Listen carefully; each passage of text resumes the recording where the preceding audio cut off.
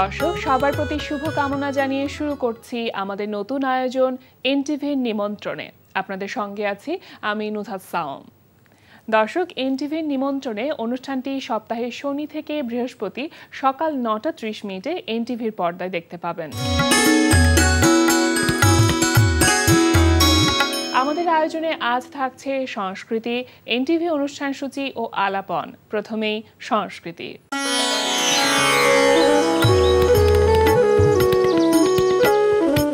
লালমাটিয়ার ভূমি আর্ট গ্যালারিতে অনুষ্ঠিত হচ্ছে মাহমুদুর রহমান দীপনের তৃতীয় একক চিত্রকলা প্রদর্শনীতে শিল্পীর ৫৪টি শিল্পকর্ম স্থান পেয়েছে।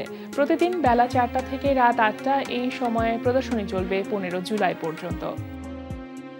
উত্তরার গ্যালারি কায়ার ২১তম প্রতিষ্ঠা বার্ষিকী উপলক্ষে গ্যালারি কায়ায় অনুষ্ঠিত হচ্ছে ৩৫ জন আধুনিক ও সমসাময়িক শিল্পীর দলীয় চিত্রকলা প্রদর্শনী। প্রতিদিন বেলা ১১টা থেকে রাত ৮টা এই সময়ে প্রদর্শনী চলবে ১২ জুলাই পর্যন্ত।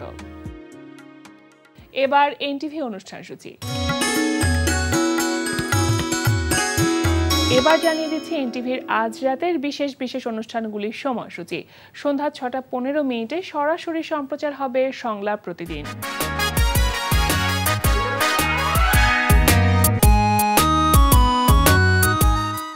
রাত ১১টা ৩০ সরাসরি সম্প্রচার হবে টক শো এই সময়।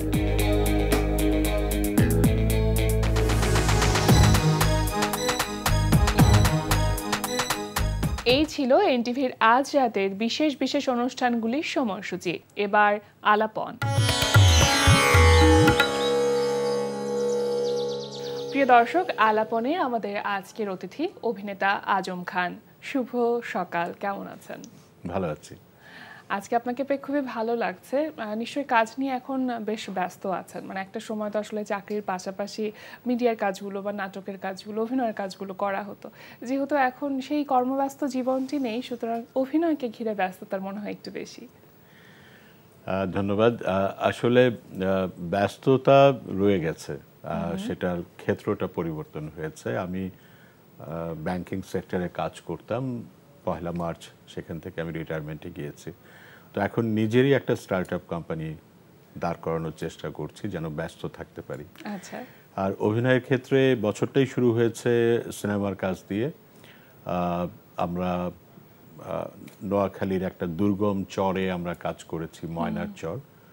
সিনেমার নামও ময়নার চর, মুস্তাফিজুর রহমান বাবুর। তারপরে আরেকটা সিনেমার কাজ করলাম, সেটা হচ্ছে রেজা ঘটকের ডোডোর গল্প। আর সম্প্রতি কাজ করেছি, একটা ঈদে আসার কথা ছিল, সেটা ছিল অনিক বিশ্বাসের শিরোনামহীন। এই কাজগুলোর পাশাপাশি ১ ঘন্টার কাজ হচ্ছে, ধারাবাহিকের কাজ হচ্ছে। বাংলাদেশ টেলিভিশনের জন্য একটা বেশ বড় একটা ধারাবাহিক হচ্ছে সোহেল আরমানের জলের জ্যোৎস্না, সেখানে কাজ হচ্ছে। আরও একটা টিভি চ্যানেলের জন্য ধারাবাহিকে কাজ করছি। ১ ঘন্টার কাজ তো আছে, বিজ্ঞাপনও আছে, কত কিছু একসাথে। এই যে এত কিছুর এই স্কেডিউলটা মেনটেন করা, এটা আসলে কিভাবে করেন? মানে কোনো নোটবুক বা কোনো ডায়েরি মেনটেন করেন কোন ডেটে আসলে কাকে দেওয়া, এরকম কোনো কিছু? আমি খুব একটা টেকনোলজি ড্রিভেন মানুষ না, তারপরও টেকনোলজির উপরে ডিপেন্ড করি। মোবাইল ফোনে একটা টু ডু লিস্ট থাকে, অ্যাপয়েন্টমেন্ট একটা ঘর থাকে, তো সেখানেই লিখতে হয়। অনেক সময় ক্ল্যাশ করে যায়, সেটাকে অর্গানাইজ করা হয়। ইট ইজ অলওয়েজ ম্যানেজমেন্ট, মানে টাইম ম্যানেজমেন্ট, ডেট ম্যানেজমেন্ট মানে এটা হয়ে উঠেছে। যেহেতু কর্পোরেট সেক্টরে কাজ করতাম, সেখানে প্রতিটা মিনিটেরই হিসাব রাখতে হতো, প্রতি ১ ঘন্টা পরই মিটিং থাকতো। তো এইভাবে অভ্যাসটা হয়ে উঠেছে। এই যে আপনি একজন কমিউনিকেশনের মানুষ ছিলেন পুরো দস্তুর, মানে চাকরি সূত্রের কথা যদি বলি, সেটা যখন আপনি অভিনয় করতে এসেছেন, সেটা কতটুকু কাজে লেগেছে? ডেফিনেটলি এটা আমাকে অনেক সাপোর্ট করেছে, কারণ কমিউনিকেশনসে আমরা যারা কাজ করি তাদের কাজটাই হয় মানুষের সাথে কমিউনিকেট করা on behalf of the organisation. তো এই কাজটা করার কারণে আমাদেরকে অনেকবার ক্যামেরার সামনে আসতে হয়েছে, আমাদেরকে অডিয়েন্সের সামনে আসতে হয়েছে। তো এভাবেই কিন্তু আসলে আমার অভিনয়ের শুরুটা হয়েছিল। আমি আমাদের দেশের একজন গুণী শিল্পী চন্দন সিনহা এবং আরেকজন গণমাধ্যম ব্যক্তিত্ব ছিলেন হাসান শরীফ, তাদেরকে আমি অনুরোধ করেছিলাম যে কখনো যদি সুযোগ হয় আমি একটু অভিনয় করতে চাই। তখন ওরা বললেন, আপনি অভিনয় করবেন, কি ধরনের চরিত্রে? আমি বললাম যে মনে করুন যে একটা অফিসে বসে আছি, অফিসের বস অথবা একটা ড্রয়িং রুমে বসে আছি, অনেক মানুষের সাথে বসে আছি, কোনো সংলাপ লাগবে না। তো এভাবেই কিন্তু তারা আমাকে পরিচয় করিয়ে দেন দেশের কয়েকজন গুণী নির্মাতার সাথে। সেভাবেই FQ পিটার, উনি অবশ্য এখন আর পরিচালনা করছেন না, উনি এখন বিজ্ঞাপন নির্মাতা। FQ পিটারের একটা কাজ আমি প্রথম করি, দ্য হিরো, শহীদুজ্জামান সেলিম ভাইয়ের সাথে। তো সেলিম ভাইয়ের সাথে আসলে আগেও পরিচয় ছিল, কিন্তু সেলিম ভাই খুব রাশভারী একজন মানুষ, এবং দেখলেও একটু মনে হয় যে মানে কথা বলবো কি বলবো না, ফ্রি হব কি হব না, বা উনি রিসিভ করবেন কি না। যাই হোক, ভালো করেই হয়ে গেছে কাজটা। পরবর্তীতে সেলিম ভাইয়ের সাথে অনেক কাজই করা হয়েছে, এখন আমরা অনেক ফ্র্যাঙ্ক, অনেক গল্প হয়। কিন্তু প্রথম সবকিছুর একটা আলাদা কিন্তু নিবেদন থাকে। অবশ্যই। তো এই যে হিরোতে প্রথম কাজ করা আপনার অভিনয়ের সূচনা, যখন প্রথম ক্যামেরার সামনে দাঁড়িয়েছিলেন তখন কি নার্ভাস ছিলেন? তখন আমি খুবই নার্ভাস ছিলাম, এবং তবে শট নেওয়ার আগের কিছু ছবিতে দেখছিলাম যে আমার চেহারাতে নার্ভাসনেসটা হয়তো বোঝা যাচ্ছিল না। আর চরিত্রটা এরকম ছিল যে আমি শহীদুজ্জামান সেলিমের জমি কিনছি, তো আমি তাকে টাকা পেমেন্ট করছি এবং তার জমিটা কিনে নিচ্ছি, এবং সেটাই ছিল তার শেষ সম্বল। তো তাকে একটা মানে উপদেশও আমি দেই যে তুমি তো সবই বিক্রি করে ফেললা, তোমার তো কিছুই থাকলো না। তো সে খুব ড্যাম কেয়ার, যে অসুবিধা নাই, আমি থাকতে পারবো, চলতে পারবো, আমার এখন টাকা দরকার। তো মজাই ছিল। আমার মনে হয় কয়েকটা টেকেই হয়তো ওকে হয়ে গেছে। বাট ওই দিনটা আমার জন্য অনেক কষ্টের একটা দিন, কারণ সেদিন আমি আমার মাকে হারিয়েছি। উনি অসুস্থ ছিলেন, হাসপাতালে ছিলেন। আমি যখন ফিরে আসি তখন আর মাকে আমি পাইনি। তো এটা আমাকে একটা কষ্ট দেয়, কারণ আমার এই 10 বছরের কোনো গল্পই তার সাথে করা হয়নি। আর আমি তার ছোট ছেলে ছিলাম, যার কারণে সারাদিনের অনেক গল্প হতো। আমার দিনটাই শুরু হতো তার রুমে গিয়ে তার সাথে কথা বলে, যেটা আর হয়ে ওঠেনি। তার মানে মা আপনার অভিনীত কোনো নাটক কখনো দেখতে পারেননি? না, কখনো দেখতে পারেননি। আর সে কারণেই মানে একটা কষ্ট কাজ করে, কারণ আমার বাবা ছিলেন অত্যন্ত কড়া একজন বাবা। আচ্ছা। তার কাছে প্রায়োরিটি হচ্ছে পড়াশোনা। বছরে 365 দিনের মধ্যে 360 দিনই পড়াশোনা করতে হবে, এরকম একজন মানুষ। ঈদের ছুটি থাকতো আমাদের 3 দিন, ঈদের আগের দিন, ঈদের দিন, ঈদের পরের দিন পড়ার দরকার নেই, কিন্তু এছাড়া বাকি প্রতিদিনই পড়াশোনা করতে হবে। মানে এরকম একজন কড়া মানুষ ছিলেন। তো বাবার কাছে এই শোবিজে আসার গল্প, আমি কি করছি, এই গল্পগুলো কখনো করা হয়নি। কিন্তু মা জানতেন যে আমি অনুষ্ঠান করি, আমি উপস্থাপনা করি, বিতর্ক করি। আমি একবার নিউজে অডিশনও দিয়েছিলাম। এই বিষয়গুলো কিন্তু মা জানতেন। মানে ক্যামেরার সামনে কাজ করবার ইচ্ছাটা আপনার অনেক আগে থেকেই ছিল। ছোটবেলায় থাকে না, প্রতিটা মানুষ এক এক রকম স্বপ্ন দেখে। কেউ হয়তো চিন্তা করে যে আমি বড় হয়ে পেইন্টার হতে চাই, কেউ ইঞ্জিনিয়ার হতে চায়। আপনার স্বপ্নটা কি ছিল? আমার স্বপ্ন ছিল পাইলট হওয়া। আচ্ছা। তো সেটা আমি যখন নাকি ইন্টারমিডিয়েটে পড়ি তখন আমি বুঝেছি যে এটা আমি হতে পারবো না, কারণ আমার সায়েন্স ছিল না। তো ছোটবেলায় একটা স্বপ্ন ছিল পাইলট হওয়ার। আর একেবারে ছোটবেলায় আমি আমার বোনদের কাছে শুনেছি আমি ট্রাফিক পুলিশ হতে চেয়েছিলাম। তার কারণ হচ্ছে ওটা অনেক ছোট বয়সে, মানে তখন আমার স্মৃতিতে ওইভাবে পরিষ্কার নেই, 5-6 বছর হবে। আমার ধারণা ছিল, বা আমার তখন মনে হতো যে ট্রাফিক পুলিশ একজন খুব স্মার্ট একজন ব্যক্তি, যার ইশারাতে সবাই দাঁড়িয়ে যায়। দ্যাট ওয়াজ মাই ইন্সপিরেশন, যে আমি এরকম একটা কিছু যদি হই তাহলে সবাই আমাকে দেখবে, এরকম একটা ব্যাপার ছিল। এখন হাসি পায় আর কি। হ্যাঁ, কিন্তু এই যে আপনার ভেতরে যে একটা ইচ্ছা ছিল যে ক্যামেরার সামনে কাজ করব, কিন্তু তারপর আপনি কিন্তু ঢাকা বিশ্ববিদ্যালয়ে আইআর বিভাগে লেখাপড়া করেছেন, সেটা কি বাবার ইচ্ছেতেই? এক্সট্রা কারিকুলার অ্যাক্টিভিটিজের সাথে তো আপনি যুক্ত ছিলেনই বরাবর। হ্যাঁ, ঢাকা ইউনিভার্সিটিতে ভর্তি হয়েছিলাম অবশ্যই বাবার ইচ্ছায়, এবং আমার বাবা আইনজীবী ছিলেন, উনি সরকারের একটা উচ্চ পর্যায়ে ছিলেন, উনি সলিসিটর ছিলেন এবং একই সাথে অ্যাপিলেট ট্রাইব্যুনালের মেম্বার ছিলেন। তার ইচ্ছা ছিল যে আমি যেন আইন পেশায় আসি, সেজন্য উনি অনেক এনকারেজও করেছেন, কিন্তু আমার আসলে ভালো লাগেনি, যার জন্য ফর্ম এনেও আমি ভর্তি হই নাই, এমন একটা ব্যাপার হয়েছিল। তো পরবর্তীতে তার ইচ্ছা ছিল আমি যেন ঢাকা ইউনিভার্সিটিতে পড়াশোনা করি, তো সেটা আমি করেছি। এবং আন্তর্জাতিক সম্পর্ক বিভাগটা ঢাকা ইউনিভার্সিটির আমাদের সময় ছিল, হয়তো এখনো আছে, এখান থেকে অনেকে ডিপ্লোম্যাটিক সার্ভিসে গেছে, অনেকেই গেছে, আমাদের বন্ধুরাই অনেকে গিয়েছে। তো আমি বোধহয় আমরা টোটাল 4 জন আমরা সরকারি চাকরিতে যাইনি, আর বাকি সবাই কম বেশি সরকারি চাকরিতে গেছেন। তো এখানে পড়াশোনার পরে যেটা হয়েছে যে আমার তখন একটা ইন্সপিরেশন ছিল যে আমি পাবলিক রিলেশনস, কমিউনিকেশনস, মার্কেটিং এগুলো নিয়ে কাজ করব। তো পরবর্তীতে আমি সেভাবেই নিজেকে গড়ে তুলেছি এবং যতগুলো জায়গাতেই আমি কাজ করেছি, প্রায় 37 বছর এই পেশাতেই আমি কাজ করেছি, কমিউনিকেশনসে কাজ করেছি। সাধারণত যেমনটা হয় যে একজন অভিনয় শিল্পীর মঞ্চের একটা অভিজ্ঞতা থাকে বা অভিনয় করবার কোনো পূর্ব অভিজ্ঞতা থাকে, আপনার তো তেমন কোনো কিছু ছিল না। আমি মঞ্চে কাজ করেছি কিন্তু অভিনয় না। আচ্ছা। মঞ্চে কাজ করেছি অনুষ্ঠান উপস্থাপনা করা, মোস্টলি এই কাজটাই করেছি এবং রাষ্ট্রপ্রধান থেকে শুরু করে অনেকের অনুষ্ঠানই আমি উপস্থাপনা করেছি এবং সেই ক্ষেত্রে অডিয়েন্সের সামনে কথা বলার একটা অভিজ্ঞতা আমার ছিল এবং যেটা অবশ্যই আমাকে অনেক সাপোর্ট করেছে। যখন আমি টেলিভিশনে প্রথম আসলাম, ক্যামেরার সামনে দাঁড়ালাম, জড়তা জিনিসটা কাজ করেনি। তবে জড়তা কাজ না করলেও যে জিনিসটা প্রথম দিকে কাজ করতো, সংলাপ মনে রাখা, ফলস লুক হয়ে যেত। অনেক সময় সংলাপটা মাস্টার শটে একরকম দেওয়ার পরে যে আবার ক্লোজে দিতে হবে, সেম ডেলিভারি, সেখানে কিছু ভুল হতো।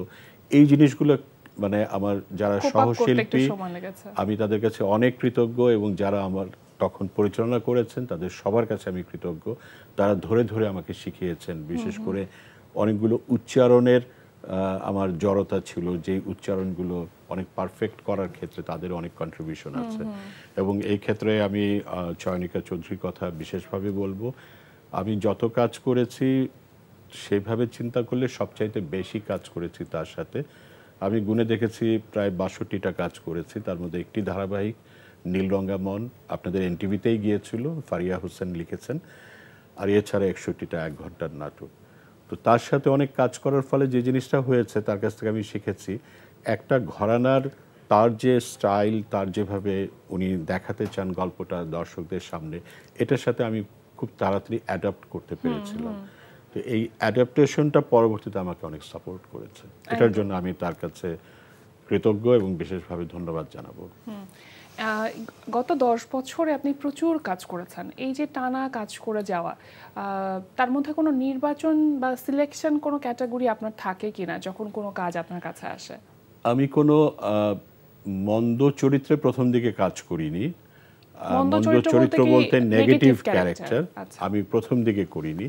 এটা না করার পেছনে কারণ ছিল একটা, যে প্রথম দিকে আমি বাবা হিসেবেই বেশি কাজ করতাম, আর আসলে আমার বেশিরভাগ কাজই হয়েছে বাবা চরিত্রে।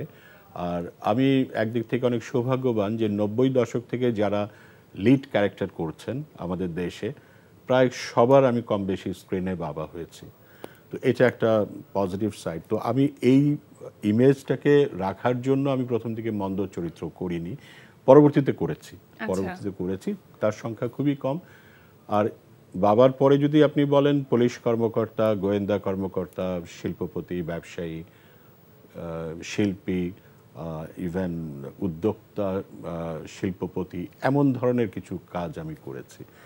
তো যেটাই হোক সেখানে আবার একটা বাবার গল্প ছিল, আমার হয়তো একটা মেয়ে আছে অথবা আমার একটা ছেলে আছে, তার সাথে একটা কেমিস্ট্রি ছিল। তো এটা কারণে আমি আমার চরিত্র নির্বাচনে আমি চেষ্টা করেছি একটু হলেও, ঠিক চুজি শব্দটা বলবো না, একটু দেখার জন্য যেন এই ইমেজটা আমি ধরে রাখতে পারি এবং দর্শকদের কাছ থেকে যতটুকু ফিডব্যাক পাই, বন্ধুদের কাছ থেকে, ফ্যামিলির কাছ থেকে, আমার মনে হয় যে বাবা চরিত্রটাই বোধহয় বেশি আমাকে মানায় এবং আমি নিজেও যেহেতু ব্যক্তি জীবনে বাবা, তো ওই কেমিস্ট্রিটাই আমি আনার চেষ্টা করি। ওইটা পোর্ট্রে করতে অনেক ইজি হয়।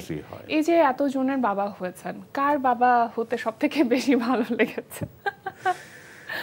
না, তবে আমার সম্পর্কে যেটা অনেকেই বলে যে যাদের বাবা হয়েছি সবার ক্ষেত্রেই তাদের মতের বিরুদ্ধে গিয়ে বাবাদের অবস্থান যেমন থাকে তেমন অবস্থানই আমি নিয়েছিলাম। তো যার জন্য অনেকেই বলে যে আপনি কেন রাজি হলেন না আপনার ছেলে বা মেয়ের বিয়েতে, আপনি কেন রাজি হচ্ছেন না? তো আসলে ওটা তো স্ক্রিপ্ট যেভাবে থাকে সেরকম। আমার অনেক মজার মজার অভিজ্ঞতা আছে।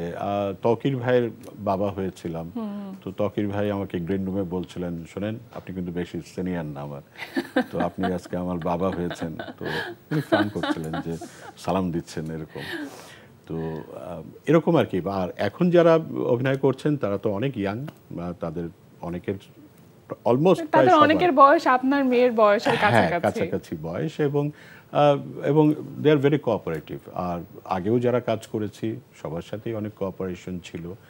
আমি মনে করি যে ভালোই হয়েছে। তার মধ্যে মেহজাবিনের একটা কথা আমি বলবো যে আমি তার বাবা হয়েছিলাম এবং তার উপরে খুব বিরক্ত ছিলাম, এবং বিরক্ত থাকার কারণে সে বাসা থেকে যখন চলে যাচ্ছে তখন সে বাবাকে জড়িয়ে ধরে। তো এই জড়িয়ে ধরার দৃশ্যটা বোধহয় আমরা 25 বার টেক করেছিলাম। আচ্ছা। কখনো কখনো ডিরেক্টর স্যাটিসফাই হচ্ছিলেন না, কখনো মেহজাবিন মনে করছিলেন যে আরও কয়েকবার করা প্রয়োজন, কখনো আমিও মনে করেছি যে না ঠিকমতো হচ্ছে না। আমরা পরে গুনে গুনে দেখেছি যে 25 বার আমরা করেছি। পরে যখন আমরা স্ক্রিনে দেখলাম জিনিসটা খুব সুন্দর একটা কাজ ছিল। তো এই নাটকটির নামটি কি ছিল? তিথি ডোর। এটা ভিকি জাহেদের ছিল এবং আমার কাছে খুব অন্যতম একটা ভালো কাজ। এবং এখানে আসলে মানে গল্পটাই আসলে এমনভাবে তিথিকে নিয়ে হয়েছিল যে যেখানে বাবার যে ভূমিকাটা, সেই ভূমিকাটা আমি জানি না কতটুকু পেরেছি, বাট আমি চেষ্টা করেছি। এই যে বাবার সত্তা, সেটা আপনার ভেতরে আছে এবং হয়তো সহজাত সেটা স্ক্রিনে প্লে করতে, কিন্তু এমন কোনো ক্যারেক্টার আছে কিনা যেটা প্লে করতে গিয়ে আপনার নিজেকে অনেক বেশি প্রিপেয়ার করতে হয়েছে? নিজেকে বেশি প্রিপেয়ার করতে হয় যখন আমি গ্রামের কোনো ক্যারেক্টার করি এবং গ্রামের ইউনিয়ন পরিষদের নির্বাচন করছি, এমন একটা ক্যারেক্টার আমি করেছি যেখানে মোবাইলে শুটিং হয়েছিল, পোস্টার লাগানো হয়েছে আমার ছবি দিয়ে, লিফলেট করা হয়েছে। তো সেখানে তো গ্রামে ভোটারদের সাথে যখন নাকি আমি ক্যাম্পেইনে পার্টিসিপেট করছি, পেছনে আমার সমর্থকরা, আমি সামনে হেঁটে যাচ্ছি, সবাইকে সালাম দিচ্ছি, ওটা একটা মানে রিয়েল লুক দেওয়ার জন্য একটু প্রিপারেশন ছিল। সবাই আমরা মানে এন্টায়ার টিম আমাকে সাপোর্ট করেছে এবং আমিও টিমের সাথে মিশে কাজ করেছি। ডিরেক্টরও সেভাবে কোঅপারেটিভ ছিলেন। এরকম কিছু কিছু চরিত্র আছে যেখানে আসলে কাজ করার সময় একটু ভাবতে হয়। তারপরও একটা সীমাবদ্ধতা আমার ছিল, সেটা হচ্ছে আমরা যারা কর্পোরেট সেক্টরে কাজ করেছি বা তখন করতাম, অনেক ধরনের স্ট্রেস আমাদেরকে ক্যারি করতে হতো। ব্যাপারটা এমন না যে একটা মিটিং শেষ করে আসলাম, সেই মিটিংয়ে আর কোনো কিছু আমাকে ভাবতে হবে না। এমনও হয়েছে মাস্টার শট এবং ক্লোজ শটের মাঝখানে হয়তো আমাকে আবার কথা বলতে হয়েছে, জুম মিটিংয়ে পার্টিসিপেট করতে হয়েছে। তো এইসব ক্ষেত্রে হয় কি যে কনসেন্ট্রেশনটা ক্যারেক্টার থেকে বের হয়ে যায়। আর অভিনেতা বা অভিনয় শিল্পী যারা, তারা তো ক্যামেরার সামনে কাজ করে, তারা এক্সপ্রেশন আসলে লুকাতে পারে না। আপনি যদি কোনো কারণে আপসেট হয়ে যান, আপনার এই এক্সপ্রেশনটা সেটা আসবেই, কোনো না কোনোভাবে আসবে, 1 সেকেন্ডের জন্য হলেও আসবে। এই জায়গাগুলোতে আমার একটু মাঝে মাঝে কাজ করতে হয়েছে, ফাইন টিউনিং করতে হয়েছে। তারপর আমি কৃতজ্ঞ আমি সবার কাছে যে সবাই কোঅপারেট করেছে, আদারওয়াইজ আমি পারতাম না। এমনও হয়েছে আমি ফরিদপুরে শুটিং হচ্ছে, কাজটা একদিনে শেষ হবে না, 2 দিন যেতে হবে। আমি সন্ধ্যায় গিয়েছি ঢাকা থেকে গাড়িতে করে, সারা রাত কাজ করে ফিরে এসেছি, পরের দিন আবার গেছি। এমনও হয়েছে থানচিতে, পার্বত্য চট্টগ্রামের অনেক দুর্গম একটা এলাকা, সেখান থেকে কাজ শেষ করে দুপুরবেলা রওনা হয়ে বিকেলের মধ্যে কক্সবাজার যেতে হবে। রাত্রে 11টা পর্যন্ত কাজ করে আমার ফিরে আসার কথা, কিন্তু ওনারা শেষ করতে পারেনি। আমি তখন অনুরোধ করেছি যে ঠিক আছে, যেভাবে হোক সকালের মধ্যে আমাকে চিটাগাং পর্যন্ত পৌঁছে দেন। চিটাগাংয়ে এসেছি, চিটাগাং থেকে প্লেন ধরে ঢাকায় এসেছি, এসে আবার অফিসে জয়েন করতে হয়েছে। গাড়িতে সবসময় ড্রেস থাকতো, আমি নিজেকে প্রিপেয়ার করতাম।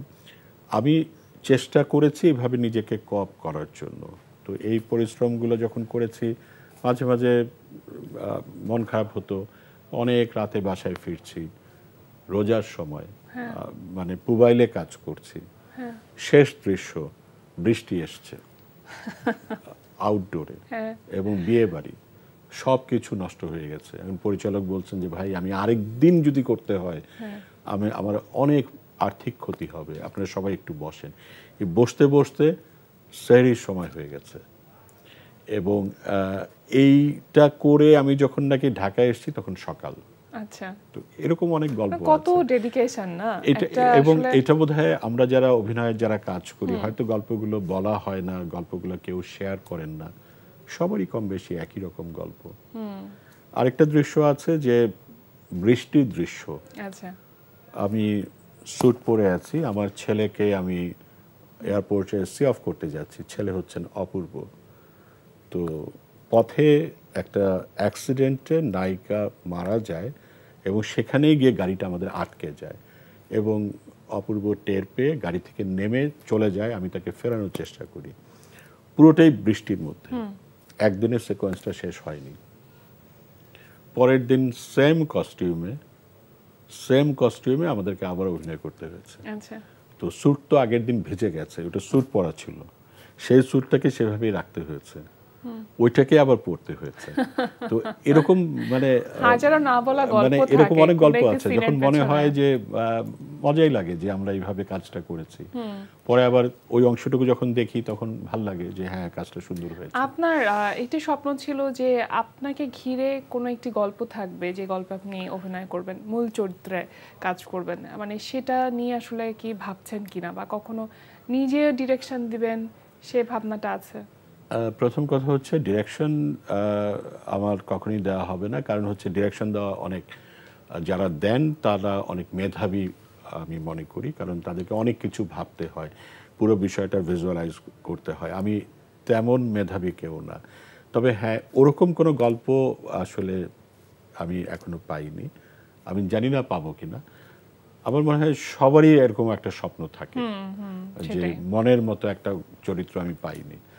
তো এই স্বপ্নটা শেষ পর্যন্ত থেকেই যায়, সবার যেমন থেকেই যায় আমারও হয়তো থেকে যাবে, এবং এই স্বপ্নটা থেকে যাবে বলেই হয়তো কাজ করাটা হবে, এটাও একটা বিষয়।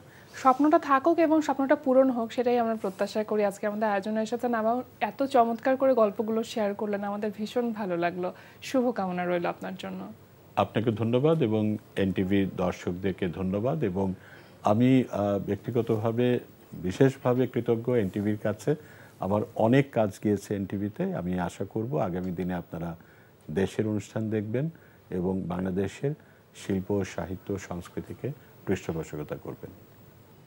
প্রিয় দর্শক, আমরা চলে এসেছি অনুষ্ঠানের শেষ প্রান্তে। অনুষ্ঠান সম্পর্কে আপনার মতামত জানাতে মেইল করুন ntvnimontrone@ntvbd.com। বিশ্বের যে কোনো প্রান্ত থেকে যে কোনো সময় এনটিভি নিমন্ত্রণে দেখতে ভিজিট করুন আমাদের পূর্ণাঙ্গ ওয়েব পোর্টাল www.ntvbd.com।